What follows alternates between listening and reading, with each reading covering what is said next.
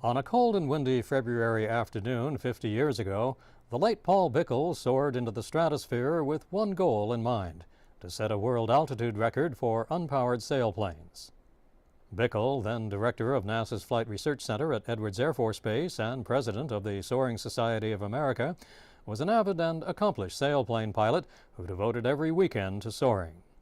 Former NASA research pilot Einar Enevoldsen, a record-setting sailplane pilot himself, noted at a recent colloquium that Bikle knew what he wanted to do and didn't exceed what he knew he could do. Prepared very thoroughly, and it was a conservative, test pilot-like engineering approach to the problem. And Paul had excellent eyes, and he certainly had the competitive instinct and the flying talents.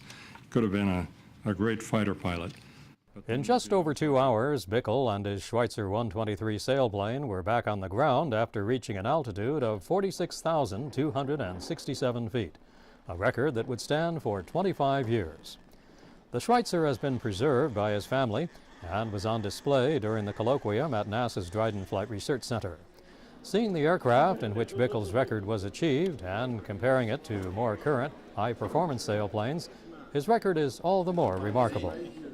Bikle's eldest son, Hugh, recalled that Bikle's tenure at the helm of the NASA Field Center was marked by amazing advances in aeronautical achievement. During his career, Paul Bikle helped to move aviation from 450 miles an hour to 4,500 miles an hour, and from 60,000 feet to the edge of space. Not a bad life, both at home and at work. The outstanding safety record and the broad knowledge gained from the research done during Dad's 12 years as director can only be attributed, and he would be the first one to say this, to the NASA engineers, pilots, and technicians who devoted their working lives to the advancement of aviation.